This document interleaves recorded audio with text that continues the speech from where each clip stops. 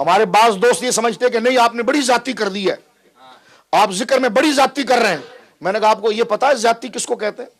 مبالغہ ایک فیشن بن گیا آج کل، تین چیز بڑی فیشن ہو گئی، شرک، بدعت اور مبالغہ۔ تین لفظ ایک فیشن بن گیا ہے، یعنی جس کو کچھ بھی شرک ہے۔ وہ ایک آدمی ہمارے کراچی میں تھا، اس نے کہا جی گھوڑا گاڑی میں بیٹھنا شرک ہے۔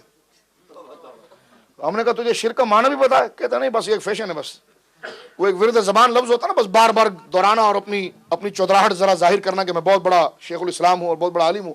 تو تین لفظ لوگوں نے خاص کیے ہوئے ہیں، شرک ہے، شرک، ٹھنڈا پانی پینا شرک ہے، واش روم میں جانا شرک ہے، یہاں جانا شرک ہے۔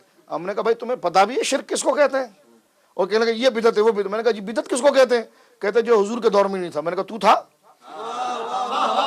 کہنے کا مقصد میں صرف سمجھانا یہ چاہ رہا ہوں کہ یہ جذباتی پہلو نہ لائیں، یہ خاص شریعت مطہرہ کی ٹرمز ہے، اس کے ساتھ شرائط، اس کی کنڈیشن ہے ساری۔ ایسا کسی مسلمان کی طرف یہ ظلم کی باتیں منسوب کر دینا، یہ اللہ کو ناراض کرنا ہے۔ کہا جاتا ہے جی مبالغہ آپ بہت بڑا کر بیان کرتے ہیں، تو میں نے کہا بڑا کر بیان نہ کریں تو محبت نہیں بنتی۔ محبت میں جب تک بڑائی نہ آئے تو محبت کیسے بنے؟ اگر کسی مولوی صاحب سے کہے تو کیسا ہے، تو کیسا ہے، ادھر آ، تو کہیں گے آپ کو شرم نہیں آتی؟ عالم صاحب ہے، آپ کہیں، جناب کہیں۔ میں نے کہا کیوں؟ اب تیرے لیے دو چار جملے بڑھا کر کہے تو خدا کا شرک نہیں ہوا؟ تھوڑے دو چار رسپیکٹ کے جملے تجھے بڑھا کر کہے تو کوئی حرام کام نہیں ہوا؟ اور جن کو واقعی میں اللہ رب العالمین نے عزت دی، اور ایسی عزت دی کہ جس کے دل میں اس نبی کی عزت ہو، اس محبوب کی عزت ہو، وہ اگر سواری پر سوار ہو جائے اور اس کی سواری کے پاؤں زمین پر لگے اور زمین سے اس کی سواری کی مٹی اڑے، تو وہ عرش والا رب محبوب کی محبت میں سوار ہونے والے کی سواری کے پاؤں کی ریت کی بھی قسم اٹھاتا ہے، وَالْعَادِيَاتِ ضَبْحًا فَالْمُورِيَاتِ قَدْحًا۔ تو یہ تو اللہ رب العالمین جل وعلا وہ عزت اور کرامت عطا فرماتا ہے۔ تو دیکھو مبالغے کے بغیر تو عشق بنتا ہی نہیں ہے۔ اب مجھے بتائیے تھوک کا ادب یہ مبالغہ نہیں؟ کسی انسان کے تھوک کا ادب کیا جا سکتا ہے؟ کسی بڑے سے بڑے لیڈر کے پسینے کا ادب کیا جا سکتا ہے؟ صحابہ نے کیا نا حضور کے لیے، تو یہ مبالغہ نہیں ہے؟ یہ زیادتی نہیں ہے؟ الحمدللہ مبالغہ حق حضور علیہ الصلوۃ والسلام کے لیے جائز ہے، مبالغہ غیر حق نہیں۔